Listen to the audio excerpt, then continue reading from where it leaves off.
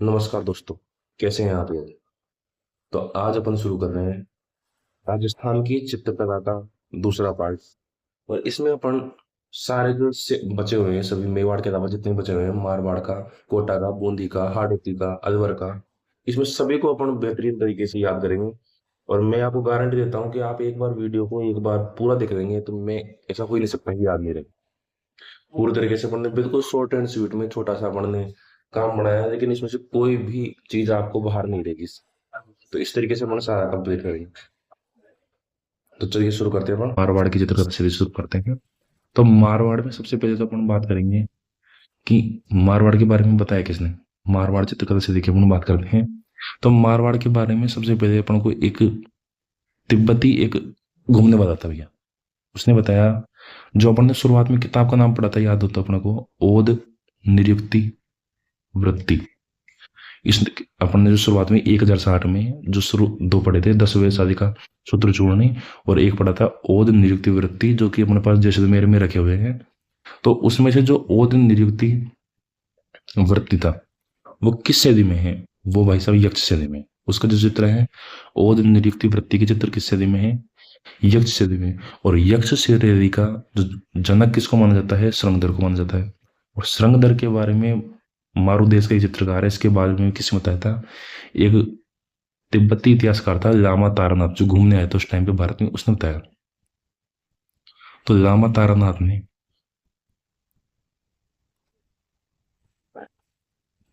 7वीं सदी में मारू देश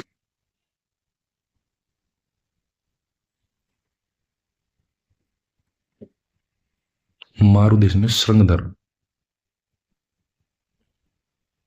श्रृंगधर नाम का चित्रकार बताया। और उसने बताया कि श्रृंगधर नाम इसने यक्ष सेदी को जन्म दिया। चित्र की सेदी है, यक्ष सेदी को जन्म दिया इसने, श्रृंगधर ने। और यक्ष सेदी में क्या लिखा हुआ है भैया? यक्ष सेदी में अपना शुरुआत का जो इंपॉर्टेंट ओद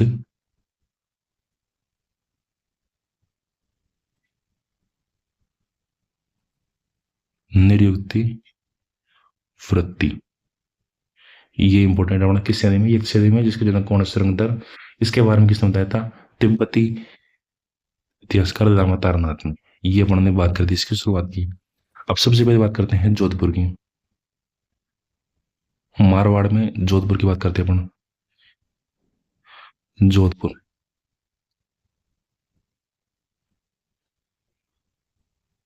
तो जोधपुर की भाई देखो, सबसे पहले शुरू तो किसने की? ये तो शुरू का नाम याद रखते हैं कि अपन, शुरू तो किसने की? शुरू तो की अपने पास मालदेव ने। शुरू तो किसने की? मालदेव ने। और स्वर्णकाल कौन कौन का काल है भैया? मानसिंह का। मानसिंह का काल क्या है? स्वर्णकाल।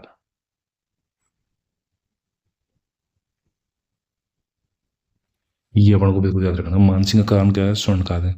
तो सबसे पहले मालदेव के टाइम पे शुरू हुआ था। मालदेव के समय क्या क्या काम हुआ है? एक तो उत्तराधीन सूत्र नामक एक तो जैन ग्रंथ था, वो लिखा गया। और चौकीदार महल है जोधपुर में, उनका भित्ति चित्रण हुआ है किसके टाइम पे? मालदेव के टाइम पे। इसके बाद में एक इंपॉर्टेंट राजा आया भैया, सूरसिंह। तो सूरसिंह के टाइम पे एक तो डोलामारू और एक भागवत पुराण, दो का तो चित्रण हुआ है। और उसके टाइम पर ही विठल दास चंपावत एक सामंत था, उसके कहने पर वीर जी एक चित्रकार है, उन्होंने रागमाला का चित्रण किया। तो यहाँ पर देखो तीसरी रागमाला आ चुकी है। पहली रागमाला जो अपन याद करेंगे, महाराणा प्रताप के टाइम पर जो अपने पास नसरुद्दीन था, उसने महाराणा प्रताप के टाइम पर तो डोला मारू चित्र बनाया था। और अमर सिंह प्रथम के टाइम पर रागमाला बनाया था। उसके बाद में जगत सिंह, जो स्वर्णकाल था मेवाड़ की चित्रकला का, जगत सिंह ने, जगत सिंह के टाइम पर जो दूसरा चित्रकार आया था अपने पास साहिबदीन, उसने रागमाला का चित्रण किया था। और अब तीसरा आ गया अपने पास सूरसिंह। सूरसिंह ने रागमाला का चित्रण किया है। सूरसिंह के टाइम पर रागमाला का चित्रण किया है किसने? वीर जी चित्रकार ने। ठीक है। इसके बाद अपन आगे बढ़ते, तो आगे देखते हैं अपन मानसिंह का। अब मानसिंह का भी टाइम है, मानसिंह का टाइम स्वर्णकाल है। मानसिंह का टाइम स्वर्णकाल है, तो कुछ काम इसने किए होंगे बढ़िया। इस टाइम पे नाथ संप्रदाय से संबंधित ग्रंथों का चित्रण किया गया, जैसे शिव पुराण, दुर्गा पुराण, नाथ चरित्र, इस टाइम पे कहते हैं। इसके बाद में तख्त सिंह के टाइम पर, तख्त सिंह को बाद का टाइम है, तो तख्त सिंह के टाइम पर क्या है? तख्त सिंह के टाइम पर यूरोपीय प्रभाव आ गया, यूरोप का। तख्त सिंह के टाइम पर यूरोपीय यूरोपीय इफेक्ट आ गया। अब यूरोपीय इफेक्ट कैसे दिखेगा तुम्हें? तो यूरोपीय इफेक्ट इस प्रकार की, इस टाइम पर ए तख्त सिंह के टाइम पर ए एच मूलर नहीं, ए एच मूलर, अभी यूरोप का आदमी आएगा तो यूरोपीय प्रभाव होगा। ए एच मूलर ने किसका चित्र बनाया भैया? ए एच मूलर ने दुर्गादास राठौड़ का चित्र बनाया। दुर्गादास राठौड़ का चित्र बनाया ए एच मूलर ने। किसके टाइम पे बनाया था भैया? तख्त सिंह के समय। ये हो गया। इसके अलावा मान सिंह की बात कर देते हैं। तो मान सिंह के टाइम पर ही देखो स्वर्णकाल था, नाथ संप्रदाय से रिलेटेड, जो दुर्गा पुराण, शिव पुराण और नाथ चरित्र नामक जैसे आदि चित्र बनवाए इसने। और इसके टाइम पर ही एक फेमस था दाना भाटी चित्रकार, मानसिंह के टाइम का ही है दाना भाटी। और दाना भाटी के टाइम पे इसके चित्रों में मारवाड़ चित्रकला का जो पीक लेवल है वो दाना भाटी के टाइम पर ही दिखाई देता है। दाना भाटी की चित्रकला में दिखाई देता है वो, और दाना भाटी की चित्रकला में दिखाई देगा इस वजह से मानसिंह का जो टाइम है वो अपन क्या नाम है, गोल्डन पीरियड मानते हैं।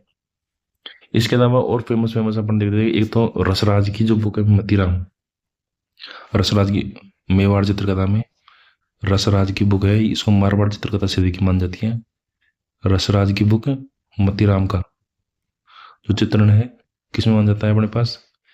रसराज की बुक मतीराम का चित्रण मान जाता है अपने पास मारवाड़ चित्रकला से। इसके अलावा अपन फेमस फेमस और बात करते हैं तो डालचंद है, डालचंद राय फेमस चित्रकार डालचंद। डालचंद तो देखो भाई पहले अपन ने इसे पेट बहुत बनाए होंगे, इसकी एक डाली है, तो डाली पर बैठा भैया डालचंद, डाली पर बैठा और नीचे यहाँ पर ये राजा है, और ये राजा भैया ये राजा यहाँ पर कथक डांस कर रहा है, डिक्चिक डिक्चिक, ऊपर से बैठ के चित्र बना रहा है।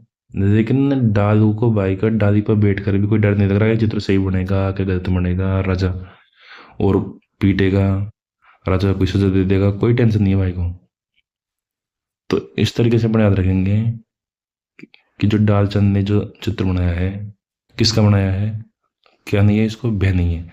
तो डालचंद ने किसका बनाया भैया? डालचंद ने बनाया है अभय सिंह का। डालचंद ने किसका चित्र बनाया है? अभय सिंह का। और कैसा बनाया है? नृत्य करते हुए, नृत्य करते हुए। डालचंद ने किसका चित्र बनाया भैया? ये बनाया। इसके अलावा वीर जी ने चित्र बनाया था किसका? राग माता किसके? विठल दास के कहने पर, ये अपन बात कर ही चुके हैं। और इसके अलावा छज्जू सेफू रामा नाथा, कौन कौन भैया?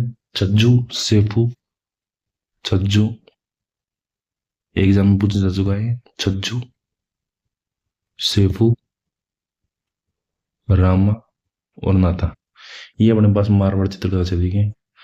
मारवाड़ चित्रकला शैली में स्पेशल बात करेंगे तो अपने पास खंजन पक्षी बात करेंगे। खंजन पक्षी,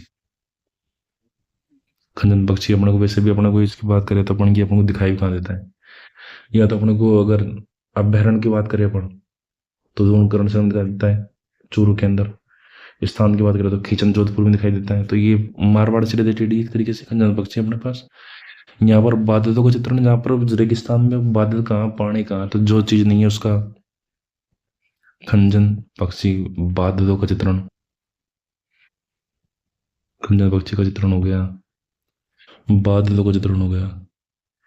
तो इस तरीके से मारवाड़ चित्रकला से ये खत्म होती है। इसके बाद में अपन बात करते हैं बीकानेर चित्रकला से की।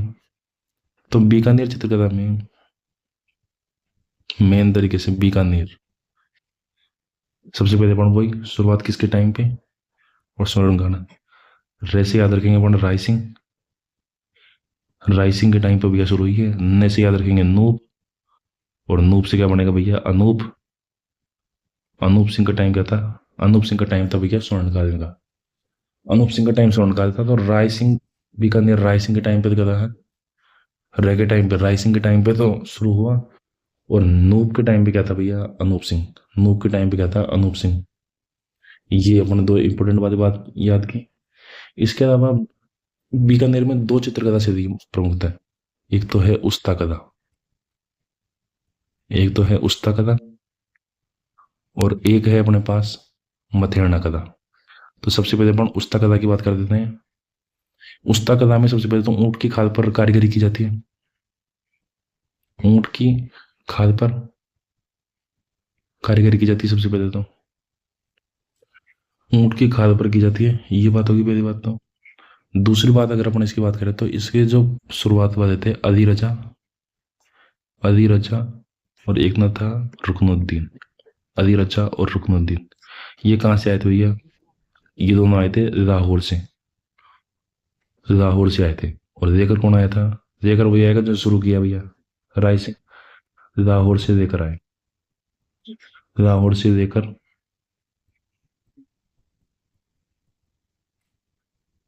राय सिंह को लेके आया भैया, राय सिंह। उसके बाद में अनूप सिंह के टाइम पे इनके और थोड़ा सा इनको आश्रय मिला बड़े तरीके से। इसके एक मुख्य कलाकार तो, एक कलाकार अलीरजा रुकनुद्दीन हो गए उस कला से रिलेटेड। एक है हेमामुद्दीन, हेसामुद्दीन या हेमामुद्दीन ऐसे कुछ है, हेसामुद्दीन कहते हैं।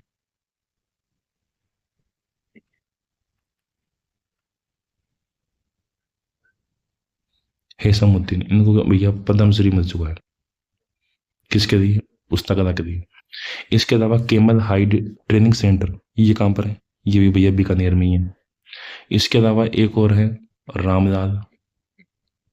सारे मुसलमान हैं तो सारे मुसलमानों से मारने के लिए एक अलग से कौन आया? रामलाल। भाई एक तो हिंदू का भी होना चाहिए, बाकी ज़्यादातर इसमें मुसलमान ही है इसके कलाकार। तो रामलाल एक ही, इसको याद रखेंगे बड़े। हिसामुद्दीन याद रखेंगे, रुकनुद्दीन अलीरजा याद रखेंगे, लेकर कौन आया? राय सिंह। इसके बाद में दूसरी कला की बात करते हैं अपन, मथेरना कला। तो मथेरना कला में इसमें कौन होते हैं? जैन परिवार है। मथेरना, उनको मथेरना परिवार के नाम से जाना जाता है कला के साथ ही। जैन परिवार है सबसे पहले तो, मथेरना जैन परिवार है। और ये क्या करते हैं भैया, राजस्थानी शैली में महाराजाओं के लिए चित्र बनाए थे इन्होंने।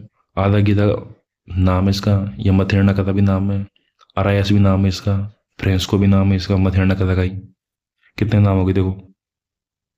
आधा गीता, आधा गीता की राजस्थान में कहीं शुरुआत मानते हैं तो वो है भैया अपने पास जयपुर में, आधा गीता के अंदर। आधा गीता शेखावाटी में इसको क्या कहते हैं भैया? पढ़ो। शेखावाटी में क्या कहते हैं इसको? पढ़ो कहते हैं। ठीक है। और इसके नाम है फ्रेंस्को, और नाम है इसके अरायस। ये तो इसके नाम हो गए दुनिया भर के। फ्रेंस्को नाम हो गया, अरायस नाम हो गया, आधा गीता नाम हो गया, मथेरना का नाम हो गया, शेखावाटी क्षेत्र में पढ़ो याद नाम हो गया। काम क्या करते हैं इसमें? गीले जो प्लास्टर होता है उस पर चित्रकारी बनाते हैं। गीले प्लास्टर पर चित्रकारी बनाई जाती है इसमें। जब प्लास्टर कर देते हैं दीवारों पे तो गीले प्लास्टर पर ही चित्रकारी करते हैं। गीले प्लास्टर पर चित्रकारी, ये इसकी विशेषता होगी। ठीक है। और जो सूखे वाला होता है, सूखे वाले को क्या कहते हैं? टेम्पेरा। वैसे वो अपने राजस्थान में इंपोर्टेड नहीं है, तो सूखे वाले पे प्लास्टर पे जो कारीगरी करते हैं उसको बोलते हैं टेम्पेरा। इसके जो मेन मेन है, मैसे मथेरना कथा, मैसे मथेरना। और मथेरना से देखो, मथेरना से कौन कौन है? एक तो मुन्ना, मथेरना में मतने के चक्कर में मुन्नी बदनाम हुई, डार्लिंग दे रही है। तो एक तो मुन्ना, मुन्नी किसकी बदनाम हुई? मुकुंद के लिए। डार्लिंग के लिए नहीं, मुकुंद के लिए। तो एक तो हो गया मुन्ना, और एक हो गया अपने पास मुकुंद। मथेरना कथा के मेन मेन मुन्ना मुकुंद।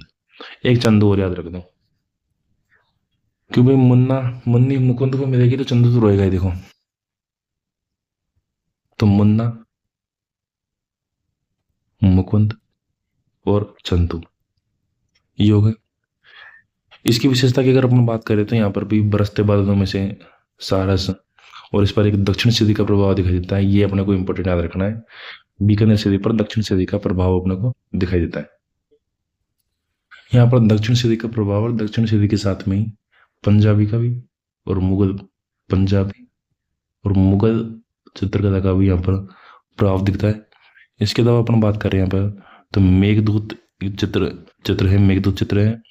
मेघदूत चित्र में बीकानेर और मुगल दोनों चित्रकला का इसमें दिखाई देता है।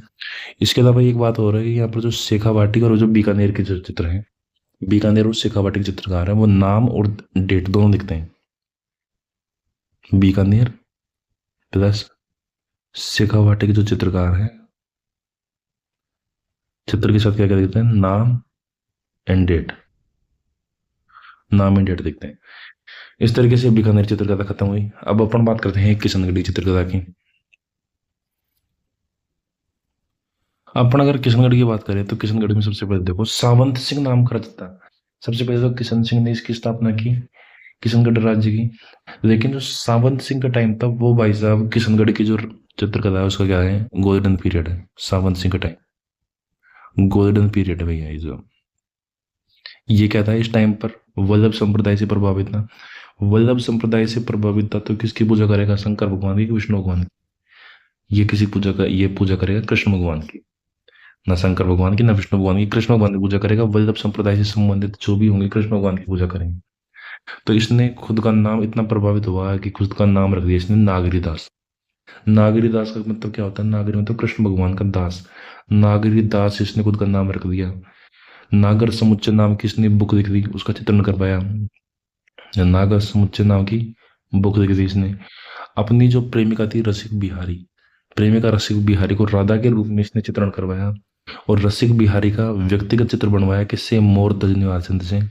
तो मोर ध्वज निहाल चंद ने जो व्यक्तिगत चित्र बनाया था उस व्यक्तिगत चित्र का नाम क्या क्या कहते हैं, उसका नाम क्या है, बनी ठनी।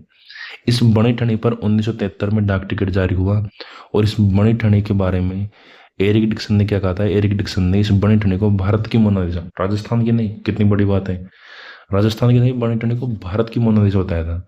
1973 में इस पर डाक टिकट जारी हुआ। इसके अलावा एक अमीर चंद नाम का अपने पास पेंटर और है किशनगढ़ में। इसने चांदनी रात की गोष्ठी, गोष्ठी बोलते हैं पार्टी को, आज की पार्टी मेरी तरफ से, तो चांदनी रात की पार्टी किसकी तरफ के, तो चांदनी रात में पार्टी भैया अमीर लोग ही करेंगे, नहीं तो अपने तो क्या नाम है, दिन दिहाड़े में पार्टी जाती है फटाफट, दिन दिन में देख लो। जैसे अपने गांव में कोई प्रोग्राम करते हैं, कहते हैं दिन दिन में निपटा दो फटाफट। लेकिन चांदनी रात में पार्टी कौन करेगा, अमीर आदमी। तो चांदनी रात की गोष्ठी, इसका चित्रण किसने किया, अमीर चंद ने किया है। इसके अलावा जो किशनगढ़ की चित्रकला है, यहाँ पर नाक में बेसरी, देखो बेसरी भी पूर्ण पढ़ दो, आभूषण भी अपने टॉपिक है। तो नाक में बेसरी, ये इसका विशेष है किशनगढ़ की चित्रकला की। महिला सौंदर्य पर ज्यादा चित्रकारी की है। पारदर्शी पहनावा यहाँ पर यूज किया गया है। इसके अलावा गुलाबी रंग यहाँ पर हाशिए में भर जाता है। बाकी भी और विशेषताएं हैं लेकिन इतनी ज़्यादा इंपॉर्टेंट नहीं है। उसके बाद में यहाँ की बात करें तो सबसे पहले तो मोर ध्वज तो याद रह जाएगा, क्योंकि मोर ध्वज ने भाई साहब बनी ठनी बनाएंगे, छोटी मोटी बात थोड़ी है। तो जहाँ मोर ध्वज है वहीं पर क्या है, वहीं पर सूर ध्वज है मोर ध्वज के साथ में। इसके बाद में तुलसी के साथ में अगर घास आ गई, तुलसी और घासवाड़ा तो कहाँ पर है अपने पास, तुलसी और घासवाड़ा तो है नाथ द्वारा में, लेकिन तुलसी के साथ में नानक राम, तुलसी राम के साथ में नानक राम, सीताराम, सवाई राम, ये आ गए। तो ये अपने किस में भैया, ये है अपने, ये अपने हैं किशनगढ़ में, नानक राम, तुलसी, सीता, सवाई राम, नानक राम।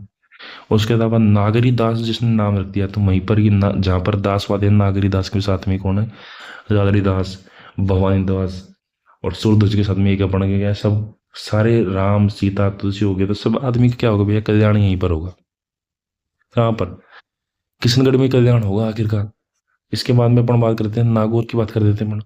तो नागौर में तो कोई खास बात है नहीं वैसे तो। नागौर की अपन बात करें तो नागौर के अंदर सबसे पहले तो एक तो लाइट कलर, यहाँ पे हल्के के जो कलर होते हैं लाइट कलरों का यूज किया जाता है यहाँ पर। एक तो इसके अलावा एक बात की जाती है यहाँ पर, जो अपने लकड़ी के जो कमाड़ होते हैं, किवाड़, कमाड़ जो बोलते हैं अपने देसी भाषा में, कमाड़, लकड़ी की कमाड़ों पे किले के भित्ति चित्रण, इसमें मारवाड़ी का प्रभाव दिखाया जाता है। तो किले के भित्ति चित्रण तो बूंदी में सब जगह और भी जगह है, सबसे ज़्यादा फेमस बूंदी के हैं। उसके अलावा भित्ति चित्र अपने शेखावाटी की फेमस है। लेकिन मेन जो बात करेंगे कमाड़ों की, लकड़ी के कमाड़ों पर चित्रण, लाइट कलर का यूज, एक वृद्धावस्था को भी सब जगह क्या नॉर्मली जो वृद्धावस्था में झुर्रियाँ पड़ जाती है मुंह पर, तो वो दिखाना आसान काम नहीं है सभी के लिए। तो वृद्धावस्था के चित्रों का विशेषकर यहाँ पर नागौर के। और इसके अलावा पारदर्शी कपड़े, एक पारदर्शी कपड़े पड़ने पड़ते हैं किशनगढ़ में, एक पारदर्शी अपने पास नागौर के अंदर। तो ये अपने नागौर चित्रकला है। तो लाइट कलर यहाँ पर हो गए, वृद्धावस्था का चित्रण यहाँ पर हो गया, लकड़ी की कमानों पर चित्रण यहाँ पर हो गया, और पारदर्शी कपड़े यहाँ पर हो गए।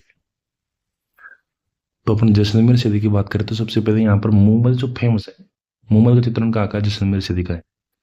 मूमल कौन है भैया, जैसलमेर की राजकुमारी मूमल, तो जिसका विवाह किसके साथ होना था, महेंद्र, अमरकोट का, अमरकोट आजकल पाकिस्तान में, बड़ा को पता ही, पाकिस्तान में पहुंच गए हैं। तो मुगल यहाँ की चित्रकला है। एक इस चित्रकला की शैली की विशेष बात यह है कि ना तो मुगलों की, ना जोधपुर की, ना किसी और की, किसी भी शैली का इस पर कोई प्रभाव नहीं है, खुद ये लोकल शैली है अपने अपने आप में। इसके बाद में अपन बात करते हैं थोड़ी सी अजमेर की। इसके बाद में अपन अजमेर की बात कर लेते हैं। तो अजमेर में जूनिया, जूनिया लोकल जगह है, जूनिया का चांद, चांद यहाँ पर पेंटर का नाम है। तो जूनिया के चांद ने बाबू जी का चित्रण बनाया एक। तो एक स्पेशल बात है, उसना और साहिबा। नॉर्मली पता है कि मुसलमानों को, स्त्रियों को घर से बाहर निकलने की कोई परमिशन नहीं है, घर में रहो जो करना है। लेकिन उसना और साहिबा तो स्त्रियां हैं पहली बात तो। हिंदू मुसलमान किसी की वो स्त्रियों के लिए ऐसा काम करना पहले के टाइम में बहुत बड़ी बात है। और ऊपर से मुसलमानों की ओर, तो ये बिल्कुल नाम याद रखना है। उसना और साहिबा कहाँ की चित्रकारी में विशेष योगदान इनका, अजमेर में। उसना, साहिबा और इनके साथ में एक और भाई इनका, अल्लाह बख्श। भाई अल्लाह साथ हो गए औरतों के, तभी तो ये क्या कर पाएंगे, पेंटिंग कर पाएंगे, अल्लाह बख्श। इसके अलावा अब घाणे राव की बात करें तो अपन ने बात की थी जोधपुर के अंदर मारवाड़ चित्रकला शैली में घाणे राव, बिनाय, रिया, जूनिया, ये चार ठिकाने अलग से जो उनका नाम थोड़ा सा अलग है। एक बार पहले एग्जाम में पूछा जा चुका है कि इन चारों का संबंध किससे है। तो ये क्या है, मारवाड़ की चित्रकला शैली के भाग है, मारवाड़ की चित्रकला की उपशैली एक तरीके से। तो कहाँ पर पड़ती हुई है, साउथ जोधपुर में, दक्षिण जोधपुर में गोडवाड़ क्षेत्र में एक ठिकाना है घाणी राव नाम का। और वहाँ के फेमस पेंटर कौन कौन है वहाँ पे, नारायण, ये अपन ने पढ़ा था मारवाड़ में भी थोड़ी देर पहले ऊपर ही, छज्जू, सेफू, रामा, नाथा। तो उनमें से जो छज्जू है वो घाणे राव का है। तो ये अपने मारवाड़ चित्रकला से खत्म हुई है। अब अपन इसमें एक तो दो चीज बात लिख देते हैं कि एक तो राजस्थानी चित्रकला प्योरली भारतीय है। ये बात किसने कही थी, ये बात कही थी भैया लॉरेंस ने, विलियम लॉरेंस ने कहा था। इसका मेवाड़ मारवाड़ से कोई रिलेटेड नहीं है, ये चित्रकला के लिए इंपॉर्टेंट बात है बस। और एक बात करेंगे अपना कजरी चित्रकारी की। तो कजरी चित्रकारी में याद ये रखना है कि हाथ और कपड़े का इसमें यूज, हाथ प्लस कपड़े का यूज होता है इसमें, ब्रश का कोई यूज नहीं किया जाता है, काजल से बनाते हैं इसमें। ये अपने को दो लाइनें अलग से याद रखनी, ठीक है। तो ये अपन देख देंगे विलियम लॉरेंस ने क्या कहा था कि राजस्थान की चित्रकला प्योरली भारतीय है और कजरी चित्रकारी में हाथ प्लस कपड़े का यूज किया जाता है, काजल से बनाई जाती है और ब्रश का यूज इसमें नहीं किया जाता है। अब अपन आगे चलते हैं ढूंढाड़ चित्रकला की तरफ। तो ये अपन देखते हैं ढूंढाड़ की जो शुरुआत हुई थी वो तो मानसिंह के समय हुई थी, और जो इसका स्वर्णकाल था वो प्रताप सिंह है। और अपन सबको देख लेते हैं एक बार, एक बार अपन देखें चावंड की, मेवाड़ की बात कर रहे थे, चावंड के मोटे मोटे में मेवाड़ की बात करें तो मेवाड़ की प्रताप के टाइम पर तो शुरू हुई थी, और जगत सिंह के टाइम पर क्या थी, स्वर्णकाल था। जगत सिंह के टाइम पे इसका क्या था, स्वर्णकाल। उसके बाद अपन देखे आगे नाथद्वारा में कोई ऐसा स्वर्णकाल वाला सीन था नहीं। उसके बाद अपन ने पढ़ी देवगढ़, देवगढ़ में अपने द्वारकादास चुंडावत के टाइम पे वो शुरू हुई थी, वो अपन ने बात की। स्वर्णकाल की उसमें कोई बात नहीं की। मेवाड़ की बात, मेवाड़ हो गया।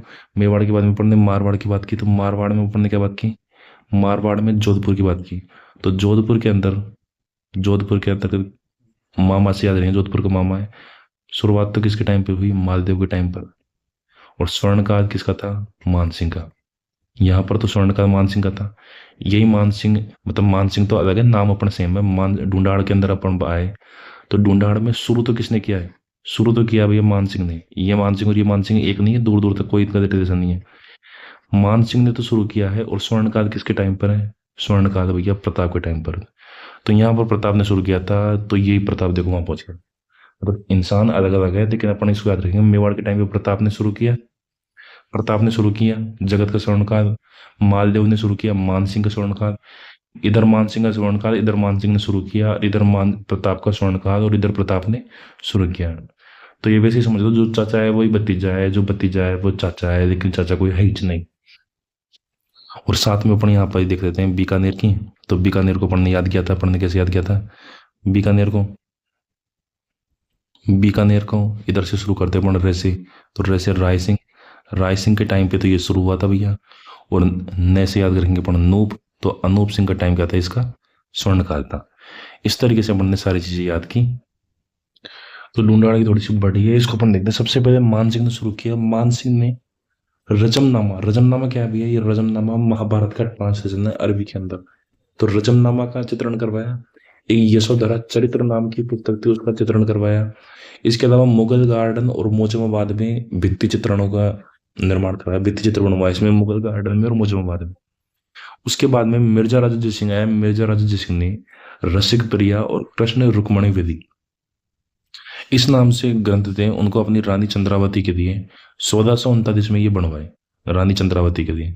एक मिर्जा राजा जयसिंह ने ही गणेश पोल का निर्माण करवाया, और ये जो गणेश पोल है जयपुर में निर्माण करवाया, ये भित्ति चित्रों के लिए बहुत ज्यादा फेमस है।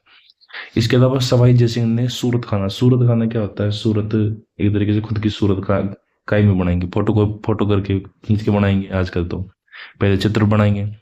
तो सूरत बनाने का अर्थात चित्र बनाने का जो कारखाना है वो सूरत खाना किसने बनाया, सवाई जय सिंह ने बनवाया। कहाँ पर बनवाया, आमेर में बनवाया, जहाँ पर चित्रकार चित्रों का निर्माण करते थे, और उनके टाइम पे भित्ति चित्र ज्यादा बन रहे थे। उसके बाद में ईश्वर सिंह आया। ईश्वर सिंह ने आया, ईश्वर सिंह क्या बोलेगा कि अपन ईश्वर है, तो ईश्वर सिंह क्या बोलेगा, अपन भगवान है, और अपन भगवान है तो फिर अपन पिछले कामों को अपन चेंज करेगा। तो ईश्वर सिंह ने सूरत खाना को आमेर से हटाकर कहाँ पर दिया, जयपुर में दिया। तो नया सूरत खाना कहाँ हो गया भैया, जयपुर, आमेर से बंद करके जयपुर में दिया है। उस टाइम पे साहिब राम नाम का एक पेंटर था, उसने आदम कद चित्र बनाए। आदम कद चित्र मतलब क्या है, आदम कद, सारे कद सहित, तो ऊपर से ऐसे ये मुंह है, ये पैर है, ये हाथ है, ये पैर, तो यहाँ से देखे और यहाँ तक पूरा आदम कद चित्र किसने बनाया, सबसे पहले साहिब राम ने। इसके अलावा लाल चितारा नाम का एक था, या उसको लाल चंद भी बोलते हैं बहुत सी जगह। तो उसने क्या दिखाया, पशु पक्षियों की आपस में लड़ाई था, उससे रिलेटेड जो चित्र बनाया वो किसने बनाया, लाल चितारा नामक चित्रकार ने बनाया। इसके अलावा फिर नीचे आते अपन माधो सिंह के बारे में। माधो सिंह ने एक तो गलता मंदिर में, सिसोदिया रानी का महल, पुंडरीक हवेली, इन सभी जगह भित्ति चित्रण का जो काम था वो किसने कराया भैया, माधो सिंह ने कराया। उसके बाद में अपन ने बात की यहाँ पे स्वर्णकाल की, अपन ने शुरू में बात करती स्वर्णकाल किसका, प्रताप सिंह के टाइम पे। और शुरुआत प्रताप सिंह के टाइम पे शुरुआत कहाँ पे हुई, मेवाड़ चित्रकला में शुरुआत हुई थी, ठीक है। इसके अलावा प्रताप सिंह का टाइम स्वर्णकाल था, और प्रताप सिंह का टाइम स्वर्णकाल था, तो इस टाइम पे क्या खोदेंगे भैया, स्कूल खोदेंगे, तभी तो स्वर्णकाल होगा। तो चित्रकला स्कूल किसके टाइम पे खुदा भैया, प्रताप सिंह के टाइम पे। उसके बाद में आया राम सिंह। राम सिंह ने राम जैसा काम किया भैया, मतलब तो पढ़ाई लिखाई भी ध्यान देंगे। तो इन्होंने Maharaja school arts and crafts, Maharaja school arts and crafts इन्होंने खोला जयपुर के अंदर। कब खोला, 1857 के अंदर, 1857 में ये खोला। और अभी इसका वर्तमान में नाम क्या है, राजस्थान स्कूल ऑफ आर्ट्स इसका वर्तमान नाम है।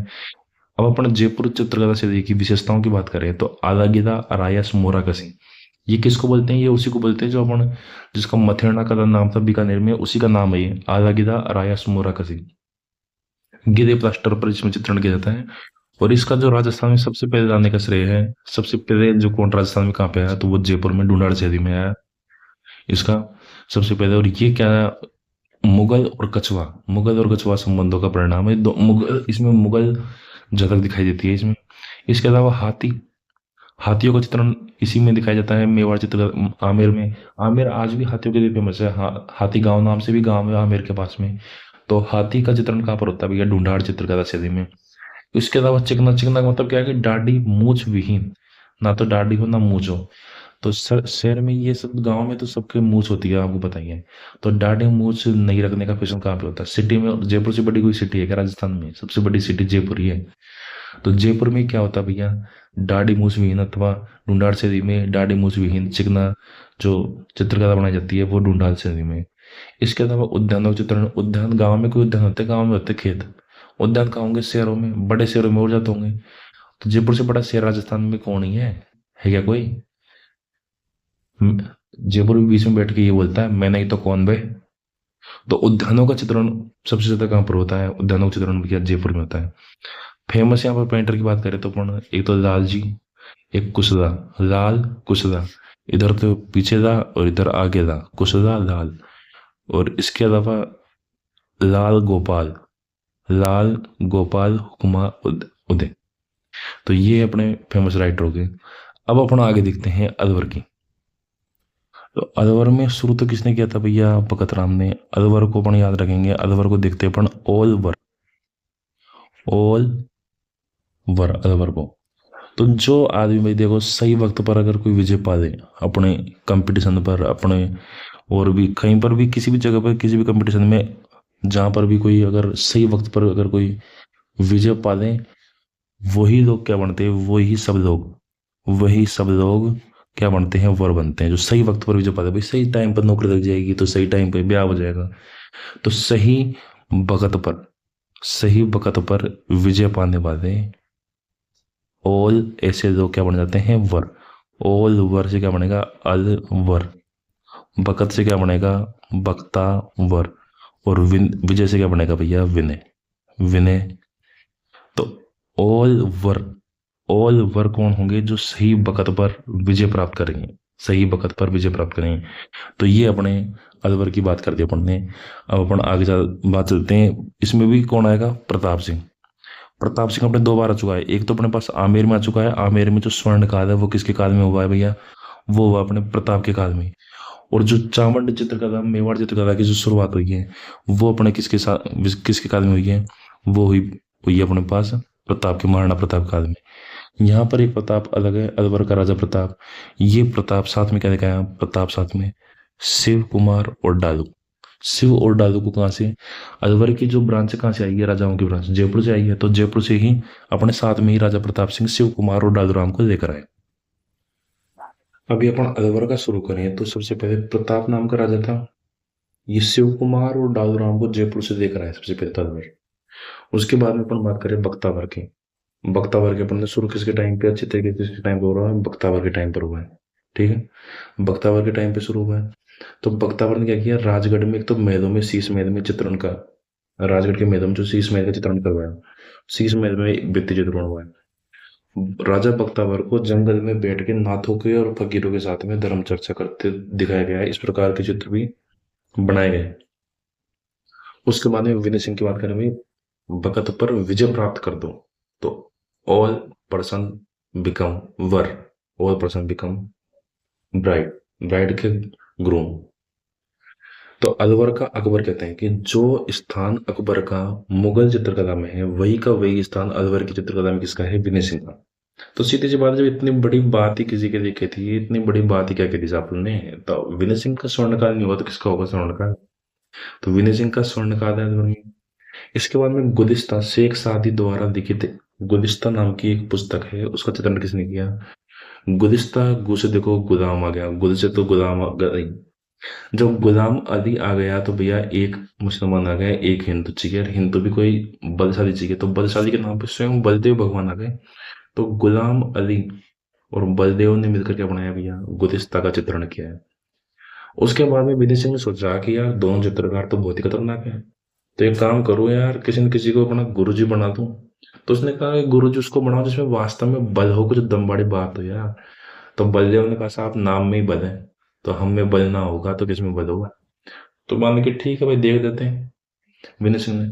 तो विनय सिंह खुद भैया चित्रकारी किससे सीखते थे, बलदेव से चित्रकारी सीखते थे विनय सिंह। उसके बाद में आगे आया भैया बलवंत सिंह नाम का एक राजा आया। उसके टाइम पे दुर्गा सप्तशती, बलवंत के टाइम पे बलदेव माता गुरु जी बन गए, और यहाँ पर बलवंत नाम का खुद राजा बन गया। और बलवंत नाम के राजा ने दुर्गा जी की पूजा की, किसके सामने, छोटे लाल और शालिग्राम। तो दुर्गा सप्तशती का चित्रण किया किस किसने, छोटे लाल और शालिग्राम ने। उसके बाद में आया मंगल सिंह। अब मंगल सिंह ने, भाई साहब मंगल सिंह के टाइम पे मूलचंद और उदयराम ने ऐसे जो दांत बना होता है अपने पास, इस तरीके का दांत कहाँ गया, दांत बनाना पड़ेगा अपने को सफेद, अब सफेद दिखेगा नहीं, इस तरीके का ये दांत होता है समझ। ये क्या होती है, दांत, दांत की जड़ होती है। तो दांत जहां से उदय होता है, जिस जगह से दांत का उदय होता है उसी जगह पे दांत की क्या होती है, जड़ होती है। और जहां पर जड़ होती है वहां से उखाड़ेंगे तभी जाके दांत पूरा निकलेगा। अगर मैं दांत को यहाँ से तोड़ दूं तो पूरा थोड़ी निकलेगा, नीचे निकलेगा। तो दांत पर चित्रकारी करने के लिए, हाथी के दांत पर चित्रकारी करने के लिए उसको उदय से, जहां से उदय हुआ वहां से, और जहां से जड़ उसकी निकली पड़ी वहां से उसको उखाड़ कर उस पर चित्रकारी की है। और उसने कहा कि ऐसे सही टाइम पर मुहूर्त का, हमारे सबका मुहूर्त के हिसाब से देखते हैं।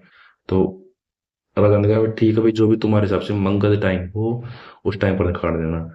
तो क्या कहा भाई, मंगल टाइम पर, मंगल समय पर, मंगल समय पर हाथी के दांत मूल से, मूल यानी जड़ से, हाथी के दांत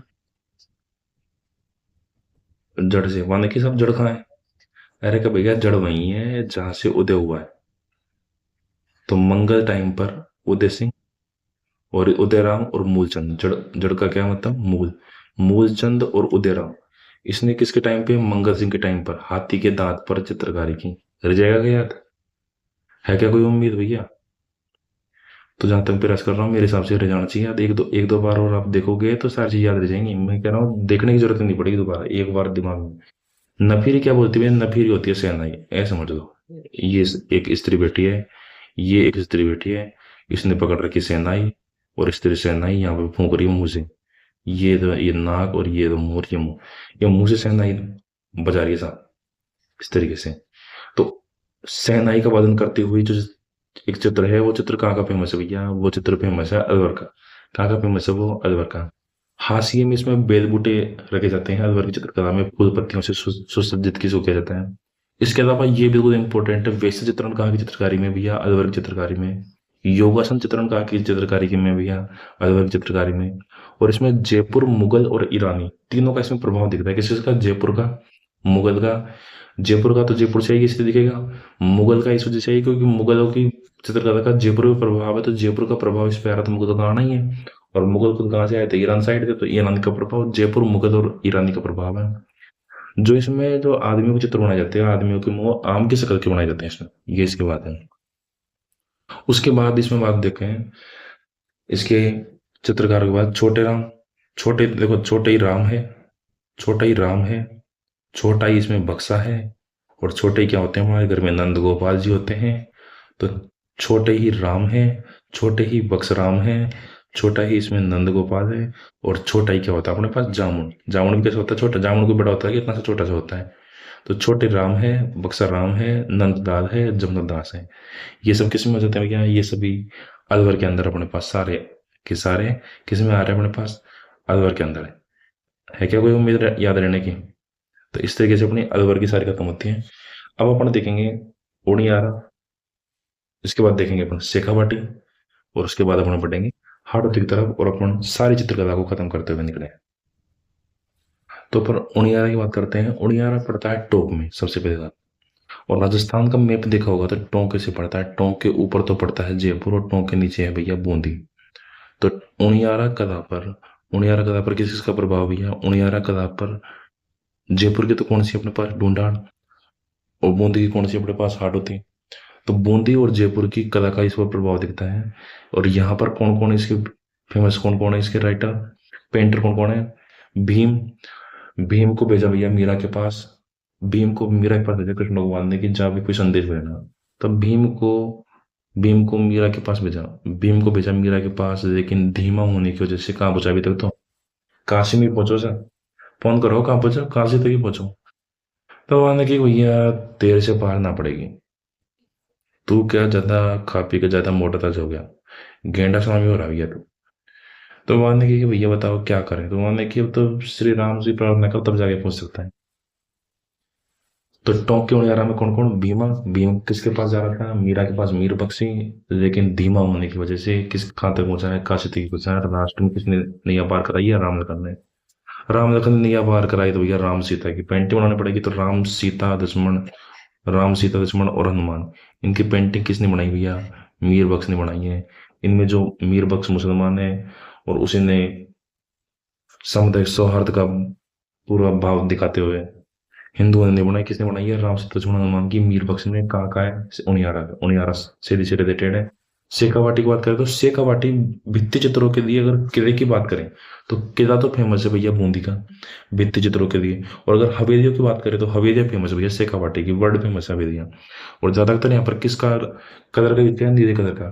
तो शेखावाटी को कहते हैं ओपन आर्ट गैलरी। तो इसने क्या भाई, ओपन में आर्ट दिखा दिया है, और ओपन में आर्ट दिखा के गैलरी बना दी। इतने आर्ट दिखा दिया गैलरी, जैसे फोन में गैलरी के अंदर दुनिया भर की फोटो होती है, तो इन्होंने ओपन जगह पे आर्ट दिखा के गैलरी बना दी। तो शेखावाटी को क्या कहते हैं? ओपन आर्ट गैलरी किसको कहते हैं? शेखावाटी को। नीले रंग का प्रयोग इसमें सबसे ज्यादा होता है। नीले रंग का प्रयोग किया गया है शेखावाटी की इसमें। इस पर यूरोपीय प्रभाव दिखाई देता है शेखावाटी में। शेखावाटी की जो चित्रण है उसमें यूरोपीय प्रभाव दिखाई देता है। इसके अलावा यहाँ पर हाथी, घोड़े, मलयुद्ध, दधि मंथन, कामकला, राग रागिनी, साधु संत, लोक कथा, देवी मिथक, राक्षस और पशु पक्षी, इन सभी का चित्रण इसमें किया गया है। तो मेन तो इसमें अगर याद रखे किसी का चित्रण, तो सीधी बात है ये तो हाथी घोड़े युद्धों का, मल युद्ध, हाथी घोड़े राक्षस मादी होती, इनको देख देंगे अपन, पूछा नहीं गया शेखावाटी में से अभी तक तो। इसके अलावा नदीन्द्र प्रिंस है, जो कि कहाँ के हैं, फ्रांस के निवासी। इन्होंने भाई साहब फतेहपुर में की जो हवेलियां हैं, उनके संरक्षण के लिए विशेष काम कर रहे हैं, इसलिए इनको नदीन्द्र प्रिंस का अगर संबंध पूछे तो कहाँ से भैया, फतेहपुर की हवेली के संरक्षण से संबंधित है, शेखावाटी से। इसके अलावा अपन छतरी की बात करते हैं तो जोगीदास की छतरी है, उदयपुर वाटी। उदयपुर वाटी ये उदयपुर वाड़ा नहीं है, ये झुंझुनवाड़ा है उदयपुर वाटी। तो उदयपुर वाटी के अंदर भैया देवा नाम का एक चित्रकार ने, उसने जोगीदास की छतरी का चित्रण किया है, चित्रों का चित्रण देवा नामक चित्रकार ने। इसके अलावा गोयन का हवेली है, इस गोयन का हवेली में भगवान कृष्ण और 8 गोपियों का चित्रण किया गया। ये यहाँ पर इंपॉर्टेंट बात है।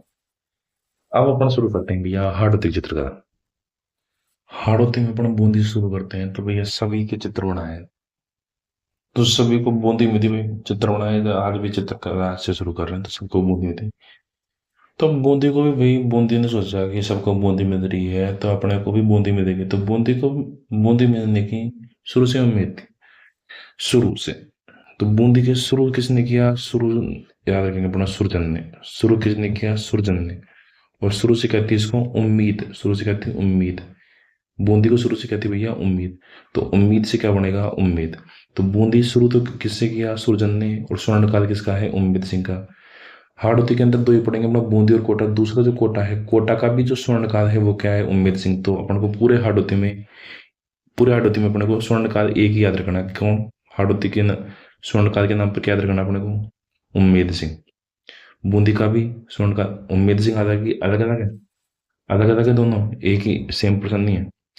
तो सुरजन यहाँ पे शुरू किया और उम्मीद सिंह। उसके बाद में शत्रुसाल नाम का राजा था, उसने रंग महल का निर्माण किया और उसमें भित्ति चित्रों के लिए वर्ल्ड फेमस है वो। उसके अंदर सबसे शानदार भित्ति चित्र है। रंग महल का निर्माण किसने करवाया, शत्रुसाल ने। उम्मेद सिंह से उम्मीद है, तो उम्मेद सिंह भैया, उम्मेद सिंह ने चित्रशाला का निर्माण करवाया। उम्मेद सिंह का टाइम स्वर्णकाल, ऐसे थोड़ी है, कुछ तो कराना पड़ेगा तभी तो स्वर्णकाल बनेगा। तो चित्रशाला का निर्माण करवाया, उसे भित्ति चित्रों का स्वर्ग कहते हैं उस चित्रशाला को। उसके बाद में जंगली सुअर का शिकार करते हुए दिखाया गया है, किसको, उम्मेद सिंह को।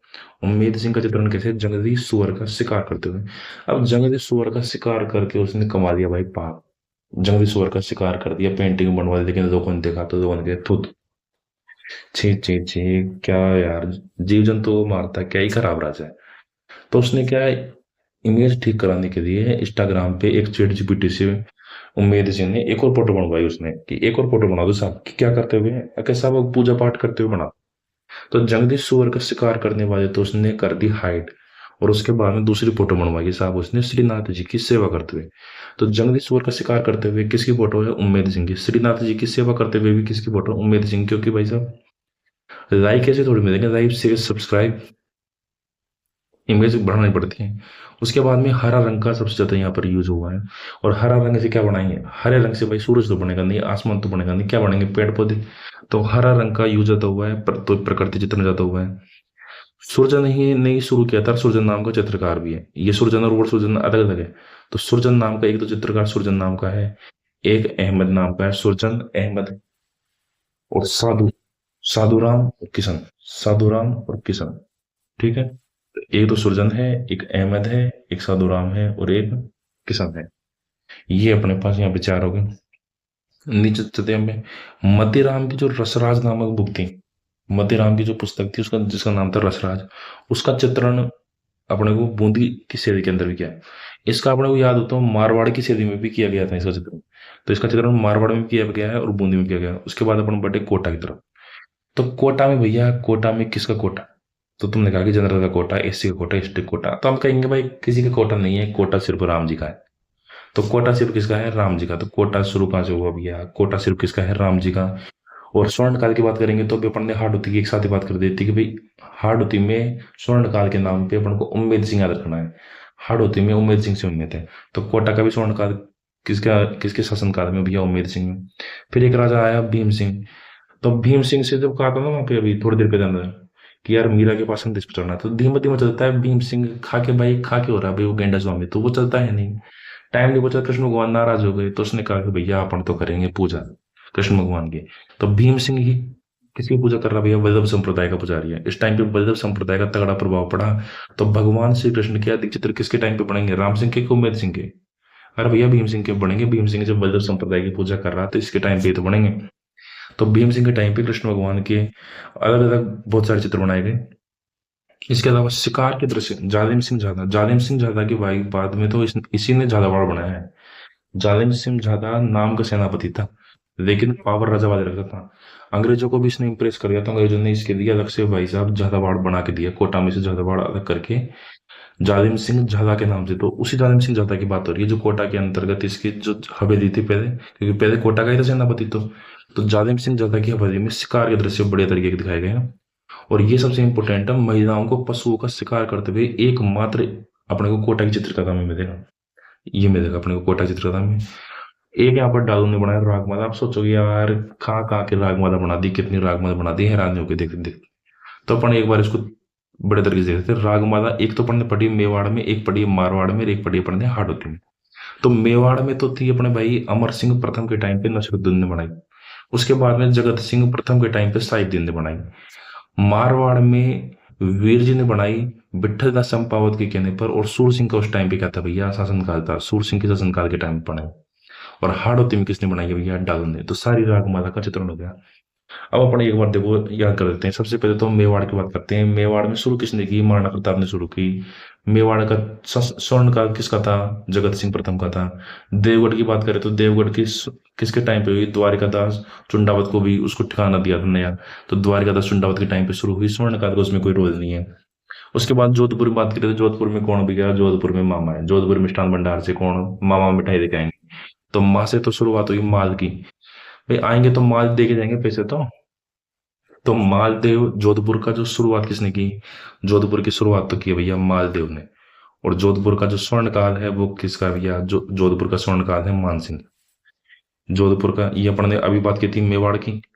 मेवाड़ में शुरू तो किसने किया था, प्रताप ने। और स्वर्ण किसका है, जगत सिंह का। फिर उसके बाद में अपन ने बात कर दी जोधपुर की, मारवाड़ की। जोधपुर में शुरू तो किसने किया है, मालदेव ने। और स्वर्णकाल किसका है, मान सिंह का।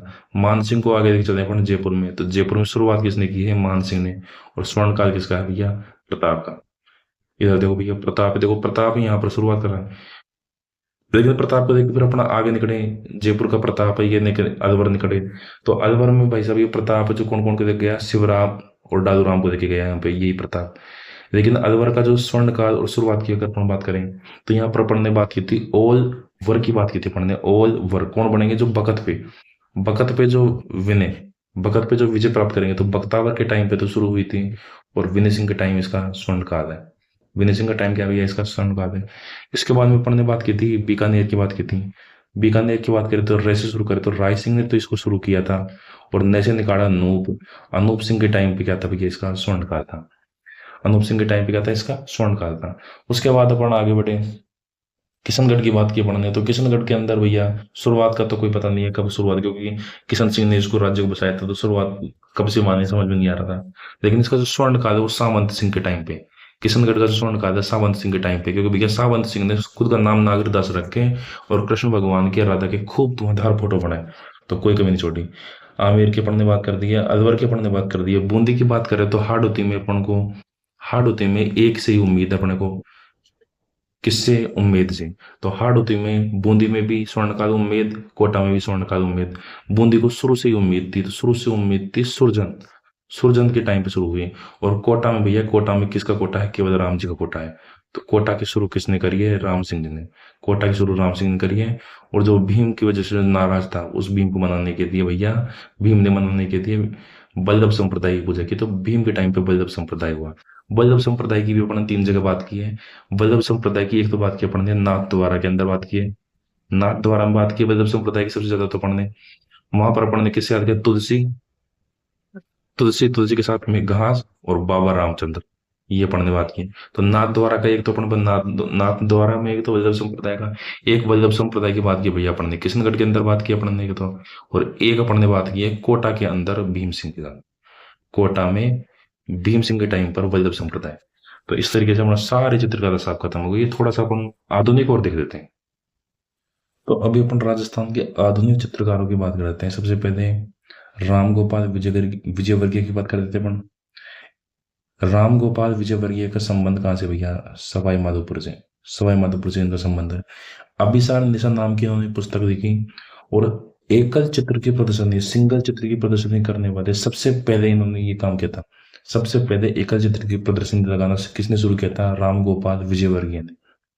इसके अलावा शैलेंद्र नाथ डे, जो कि स्वयं बड़े चित्रकार थे, वो इनके गुरु थे। राम गोपाल विजयवर्गीय के गुरु कौन थे? शैलेंद्र नाथ डे। उसके बाद गोवर्धन लाल बाबा, इनको कहते हैं भील जनजाति से संबंधित इन्होंने चित्र बनाए, इसलिए इन्हें क्या कहते हैं? भीलों का चितेरा। चितेरा, भीलों का चितेरा, चितेरा यानी चित्रकार, भीलों का चितेरा। और प्रमुख चित्र किसका बनाया इन्होंने? बारात का, भीलों का चितेरा। तो गोवर्धन से याद रखेंगे गोबर, और गोबर के काम भैंसों से रिलेटेड कौन करता है? भील जनजाति ज्यादा जुड़ी रहती है, मतलब एक तरीके से एसटी जनजाति ज्यादा जुड़ी रहती है इनसे, भैंसों से, इनसे। तो गोवर्धन से, गोबर से क्या याद आएगा? भील, भीलों का चितेरा, गोवर्धन दास बाबा। उसके बाद में बात करेंगे अपना सौभाग्यमल गहलोत।